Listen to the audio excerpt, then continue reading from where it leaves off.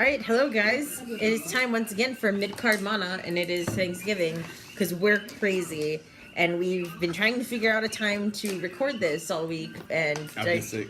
And he's been sick, and I've been working late, so it's today. So this is, of course, Sam Keola, the Wrestling Connoisseur. I'm the Loose Cannon, and today we're going to be talking about NXT TAKEOVER WarGames. This is going to be our review show. Happy Thanksgiving. And that's the future world champ. So make sure you remember. Thanks. You're the coolest. So what are we talking about first? WarGames? So we're talking about NXT TAKEOVR WarGames. The matches that actually happened on that card that happened. So the first one, the opening match, was... Oh my god, thank you. Awesome. Elbow drop you. Lars Sullivan, his guy, versus Cassius Ohno, my guy. I love that one. I enjoyed the match. I thought it was predictable. I felt like this weekend a lot of things were predictable. Definitely. Predictable isn't always bad. This was some people choose to not like it because they think it's too predictable, but it depends on the match. Things serve its purpose, and for at least for TakeOver's sake, I think a lot of the things that we all predicted anyway ended up being good anyway. I thought it was predictable, but I felt also that Lars really needs this. It was a good match. It wasn't a total squash. It was a Cassius Ohno did a great match. job of elevating him. Definitely. And it still made Ohno look relevant, like he could have taken him out at any time. But it made Lars look even like a beast because he took all Ohno could give him. And then some. Yeah, and then some. So I think that was a really good, strong, significant showing for Lars Sullivan, because a lot of the people that have been fed to him have been just that. Right, it's just smaller, fed to him. Really small guys. So having someone as big and someone as talented as Cassius Ohno come up against him, and him being able to overcome that, I think definitely solidifies his position right now.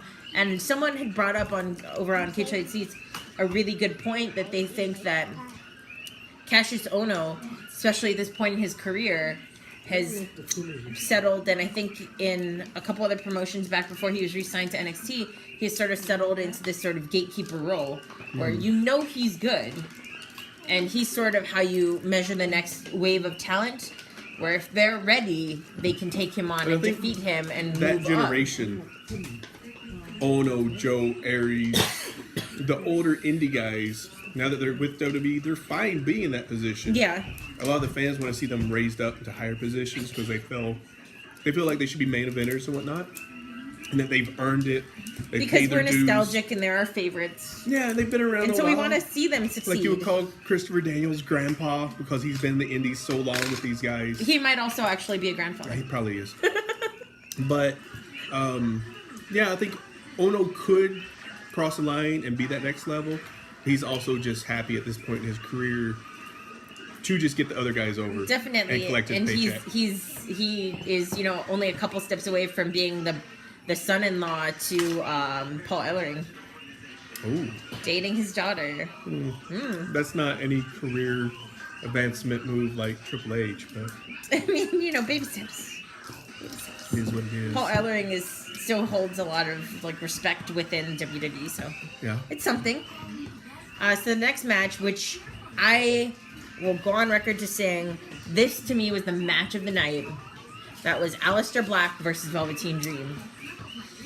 There was that match, and I think because it was a good match. It had exceeded my expectations so much. That's what made me feel like it was match of the night, because I think specifically Velveteen Dream surprised a lot of people with what he was able to pull out and actually he's extremely talented. He is. And I think sometimes you can lose the match and showcase yourself and still get further than the person who's won. And that's exactly what happened here. Planned for the push. I know. And it was sort of a unofficial say my name match, because that's what Velveteen Dream wanted should he win, was for Aleister Black to say his name. He unfortunately lost after a match that was almost 15 minutes. But at the end of it, Aleister Black sitting in the middle of the ring and Velveteen Dream sort of reaching out to him after getting pinned. Aleister Black has the mic and it's like, enjoy infamy, Velveteen Dream. And you see the look on his... You can hear the fans chanting, say it, say it. So, yeah, I mean, predictable, but also... And also very satisfying, too. I mean, we all predicted that it was probably going to happen, but that didn't take away the shine from it actually happening. Right. And I think it really made that moment between them. So I wouldn't be surprised if Dusty Rhodes Classic next year we see a tag team of Aleister Black and Velveteen Dream. I think especially with Regal and Triple H running the show, this is a match that everybody was looking at where they could go, okay, did they get enough out of Aleister Black in this match for him to warrant the push that they've expected him to get?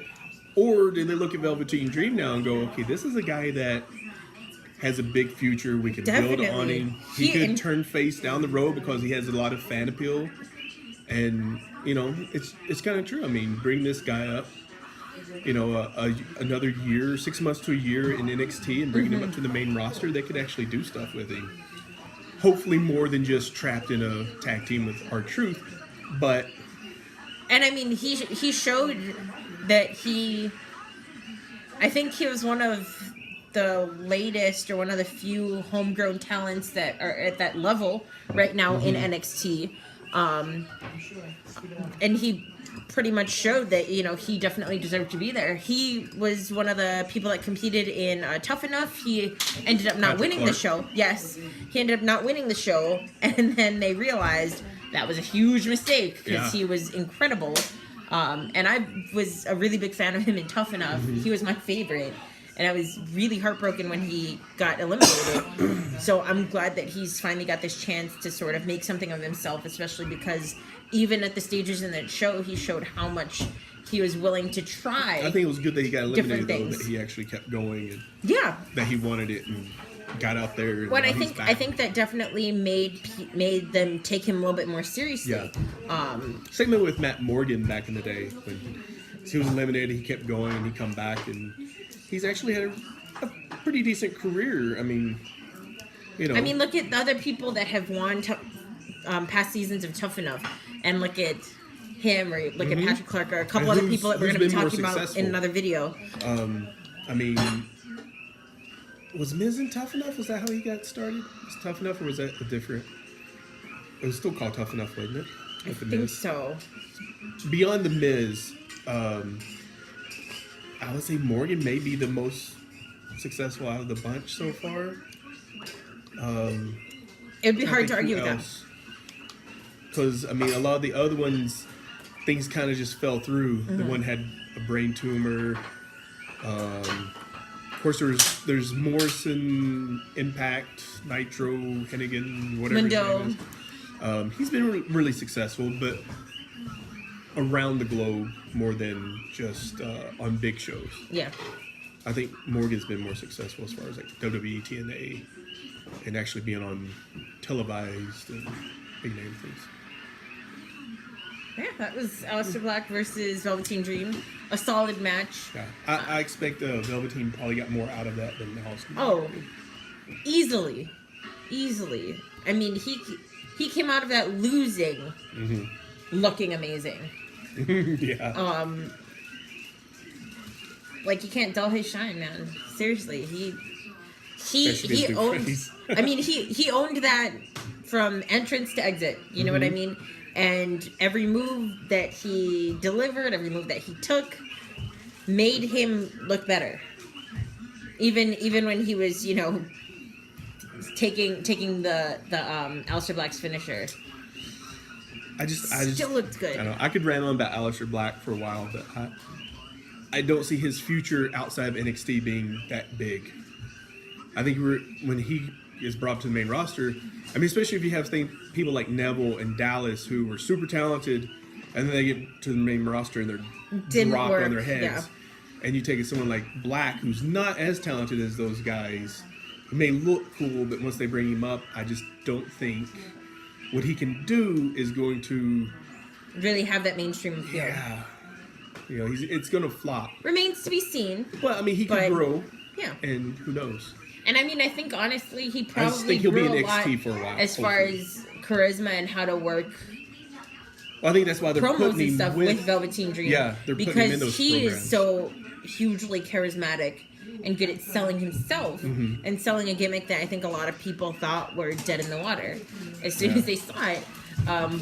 But Patrick Clark, Velveteen Dream, was the one that made people buy it. So props to him. I can't say enough good things about him because I honestly was really, really impressed. I would say, that like, match. a couple more feuds for Velveteen, I would actually turn him face, and that would be my big thing with Lars.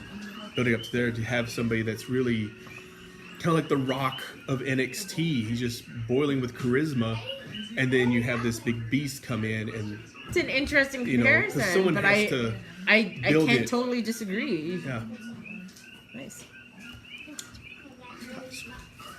Oh, there's writing jobs available on WWE. Did you see? I did not. Cage Side Seats had links to it, so. Do I want to go get coffee for people for a year or two? That's what it would be. Yeah.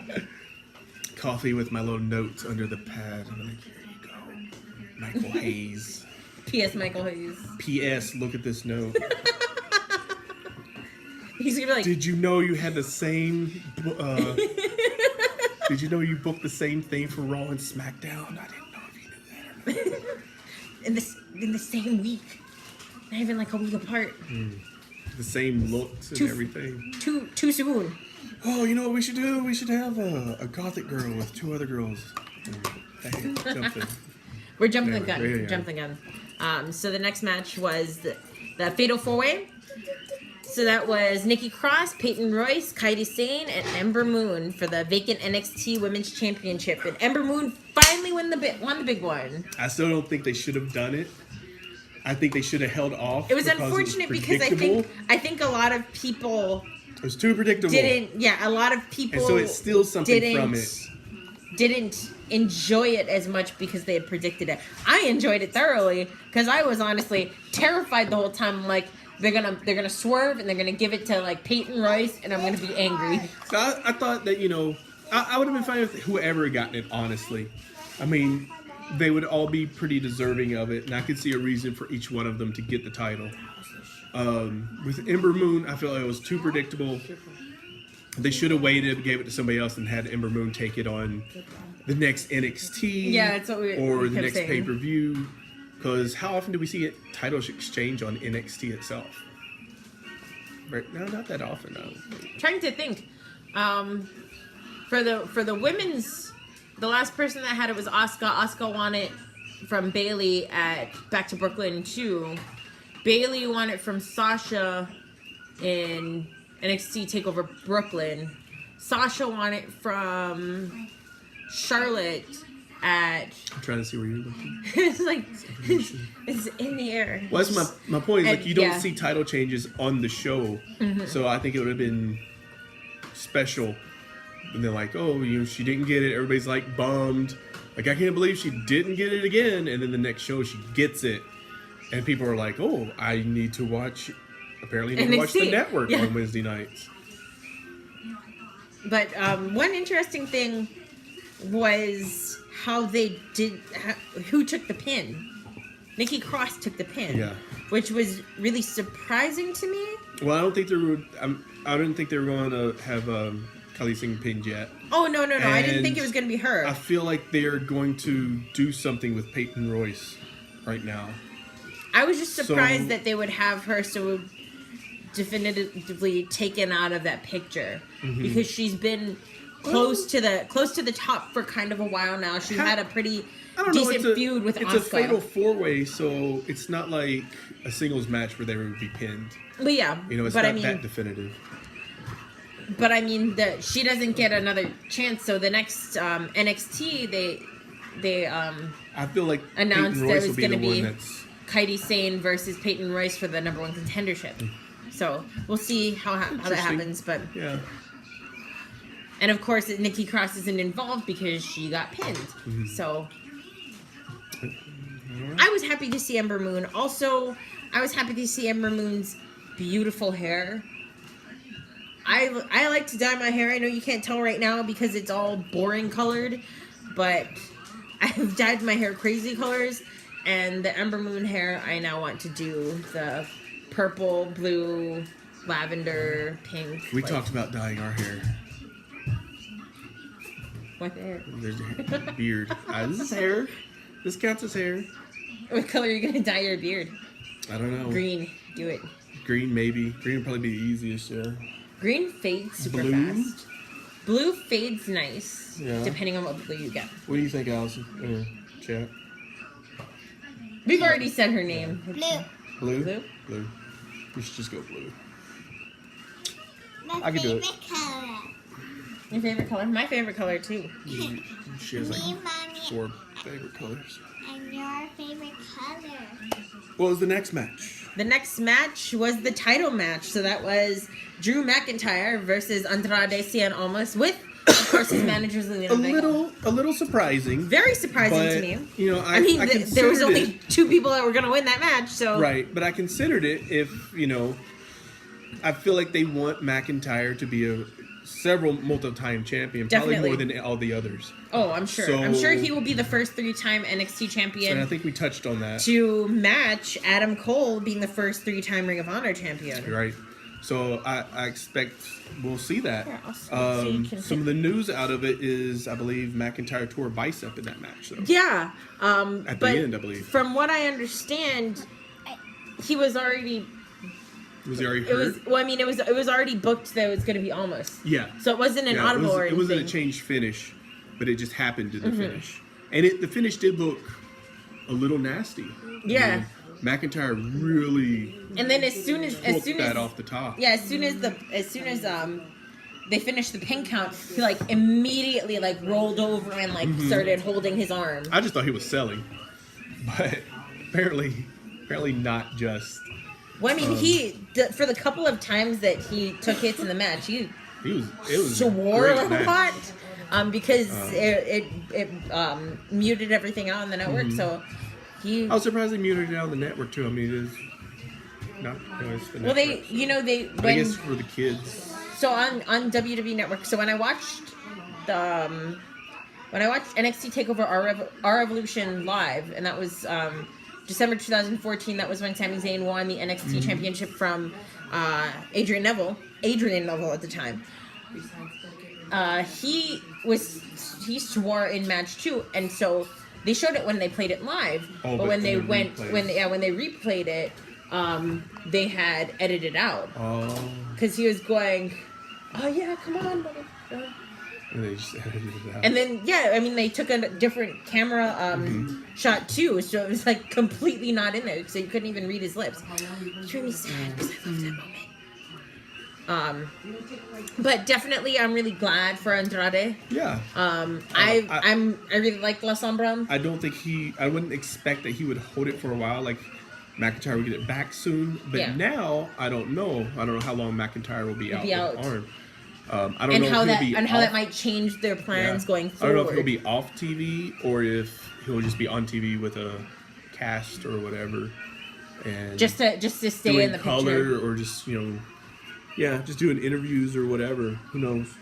I mean, definitely a really unfortunate injury. I feel he'll want to be on TV, which apparently that's how Aries was too when he was hurt. He was like, okay, use me, don't just write me off TV. Well, yeah, and I mean that's why he did doing commentary something. for stuff for a long time. So, it was just like he wandered into 205. It was how they played it was that he wandered into 205 and then just started doing commentary, and then they kept him there.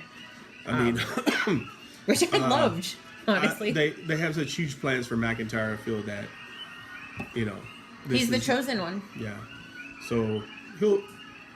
I don't think that he'll fade into not obscurity. be the one to take it off. Almost. So almost just may have a longer run. So we'll see where it goes, I guess. Yeah. It just depends on how they have it planned. Like if they have someone else planned to take it before then, like to take it off McIntyre before then, if they'll switch things up down the road. Who knows? We will see. But, yeah.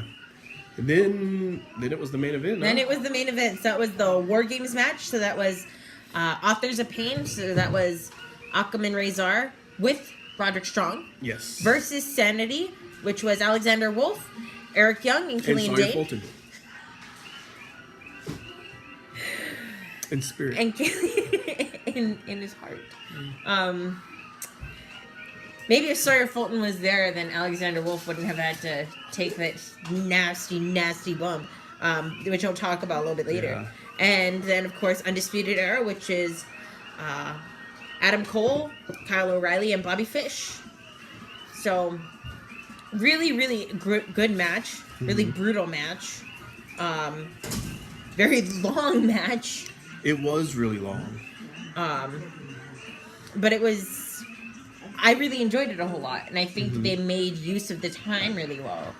Yeah, I mean, and it was a different setup than how WarGames has been. Yeah, so it also originally. didn't have a roof. Yeah, apparently that was the last call. Vince McMahon was like, he didn't want a roof because it took away from the Spots. moves. Yeah, all the spots they had planned.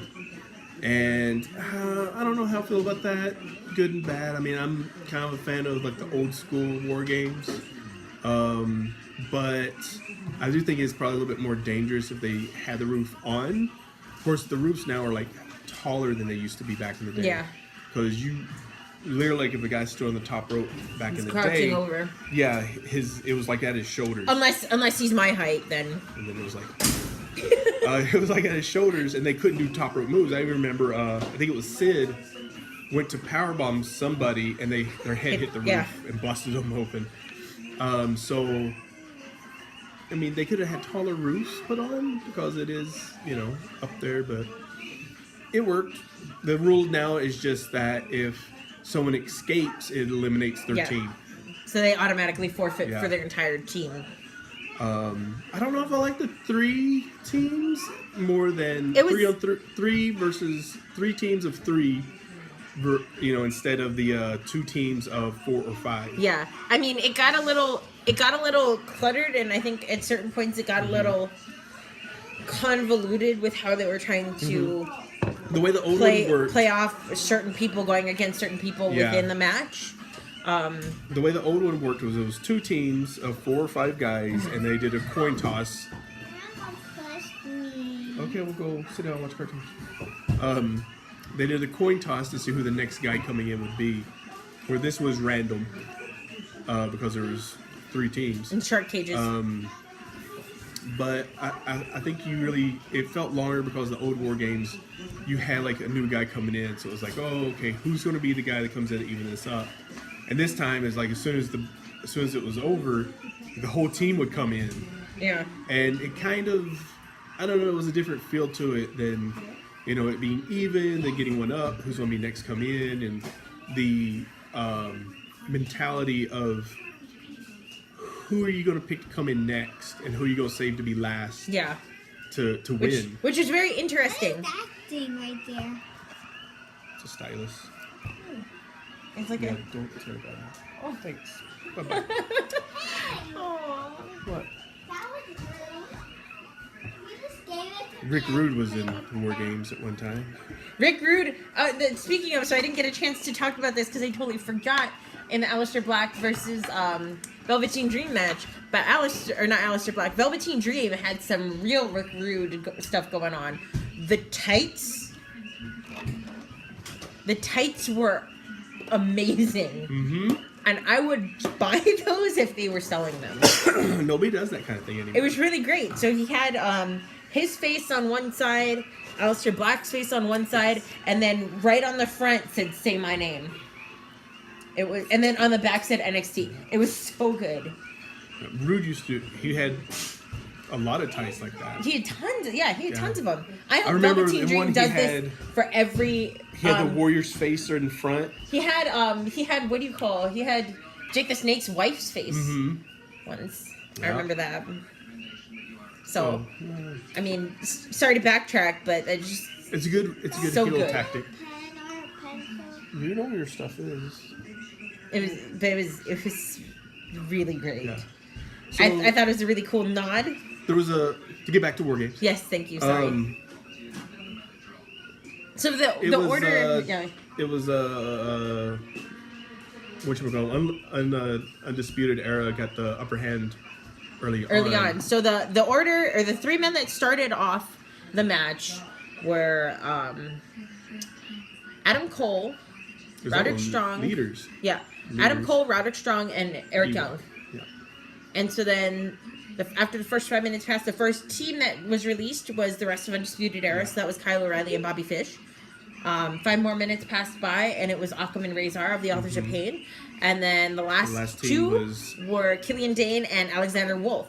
And they were the ones that actually brought in a bunch of the weapons. Yes. Dane brought in so many weapons. He brought in two trash cans, two chains, and two tables. The crowd started calling for tables, so he said, "Okay." Yeah.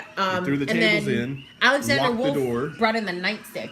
He locked and Dane locked the door and swallowed ate the key. I thought that was a nice touch. That was a like beautiful touch. And then he held it up and it looked like he ate it, but I don't think he did, unless it was made out of chocolate. Maybe.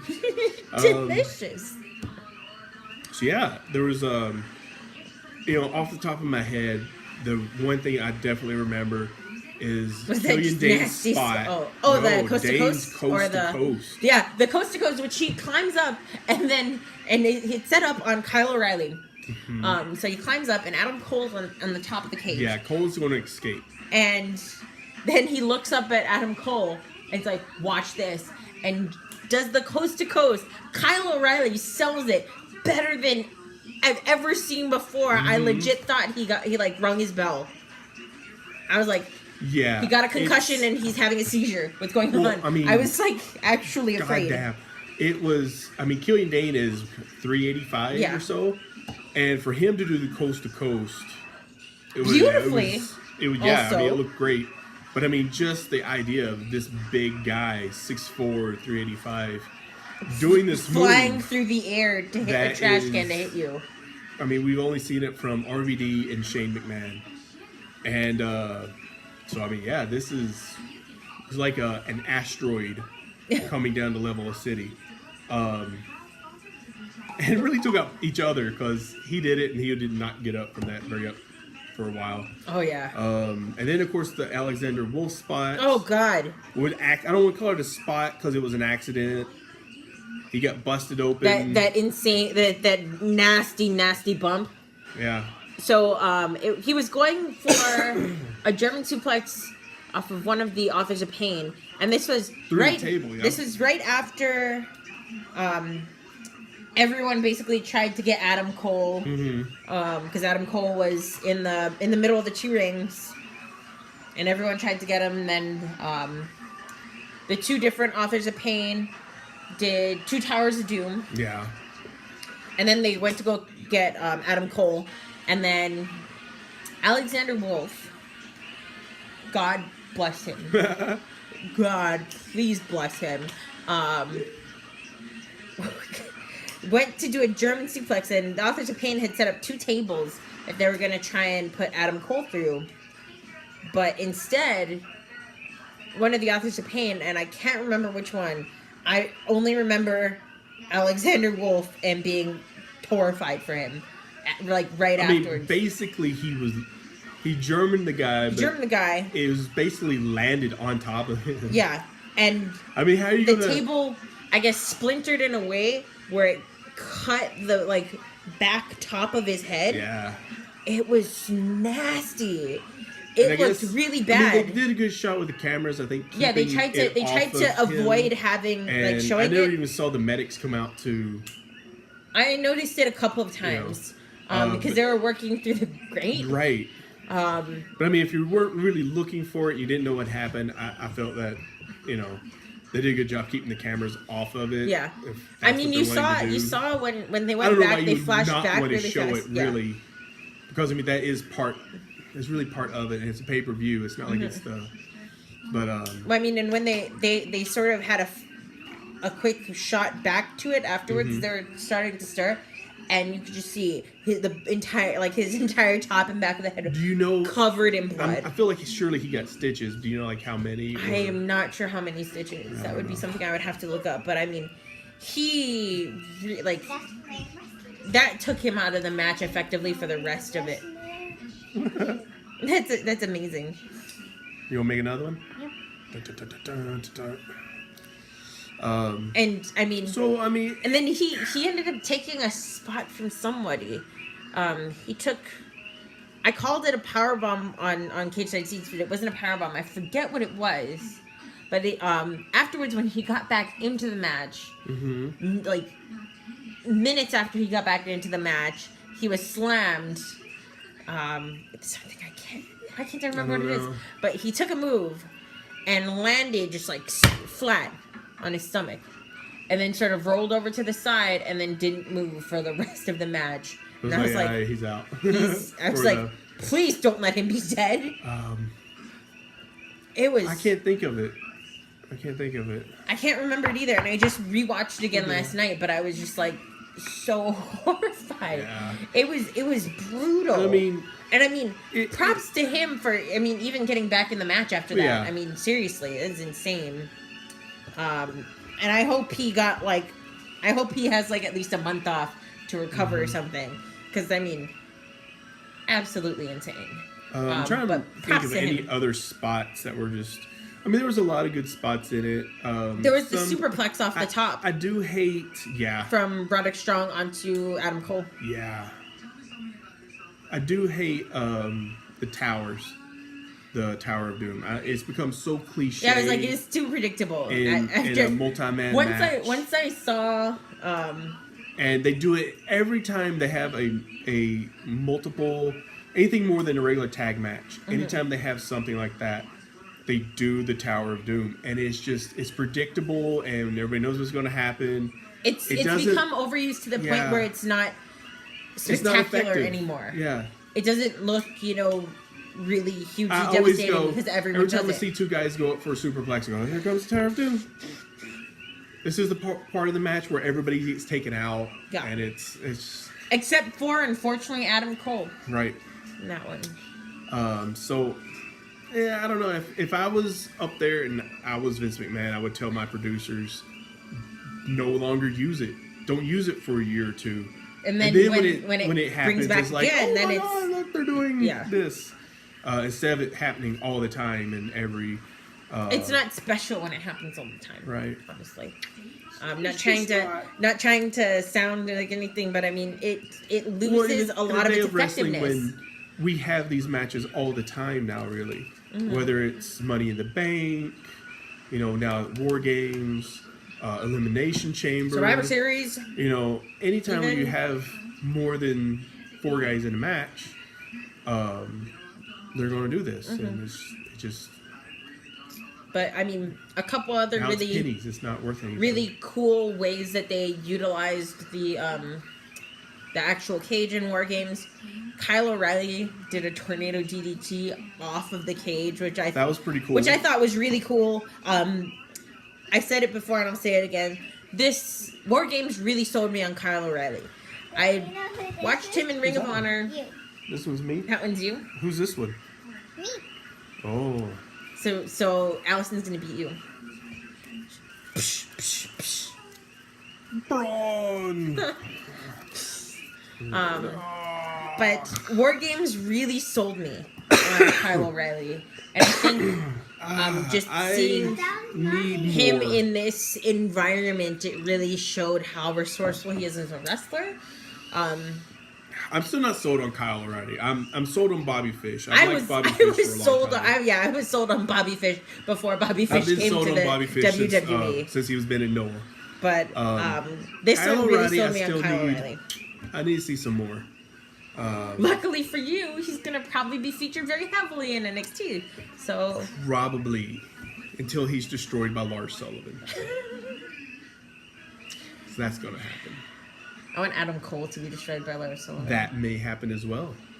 Just have him take out all 3 members of the They will protect Lars. Have him take 2 out of them, and then have Bobby Fish just come in and be plucky. I don't think Lars will ever get the title, but I think he'll be just on a rampage throughout NXT, and they'll just keep working with him until they bring him up as a big monster type guy. See? I have ideas for that, but that'll be another episode. That'll be a Manao video. Yes. Yeah. I think So that's, that was WarGames. Of course, Undisputed Era won with Adam Cole pinning Eric Young. So Sanity took both losses that night. So it's interesting to see what the future is of that stable. If they're going to be staying together, if they're going to be breaking apart. They're already starting to bring people up from NXT, so it'll be interesting to see in the next couple weeks where the people who remains are going to end up. Yeah, so we probably won't know everybody that's going to get pulled up until after WrestleMania. That other one's mommy. This one's you? Yeah. Oh, we look angry in this. Yeah, we probably won't know everybody's going to get brought up from NXT until after WrestleMania, but I expect we'll see quite a few more maybe in the next few weeks. And Definitely. Probably at Royal Rumble, we'll see somebody brought up. Well, I think, yeah, of course. And I think there's going to be at least 1 or 2 more people that are going to come up after... I don't know what that was. After, or this coming week. I expect we'll see some guys. Yeah, Somebody. definitely. I don't know who. Roddy. Who? Roddy. You think so? I mean, what's left for him in NXT? I don't think so. I don't think there's anything left in this. If they bring him up now, he will be nothing. He'll be let go this time next year if they bring him up now. I definitely think AOP's coming up. Because they need yeah, tag there'll team be talent. AOP. I hate to say it, maybe they might bring up Hideo Itami because they're not going to do anything else with him down there. Itami is going to 205. You think 205? Confirmed. It's been confirmed. Which we'll talk about in a video in our video later on that we're going to talk about. I hate to see him go to 205 because that's just going to be a dead end for him. I really feel. But we will there's see. that. That was WarGames. That was WarGames. This is the Mid-Card Mana teams signing off. We're going to be doing at least 1 or 2 more videos. Bang, bang.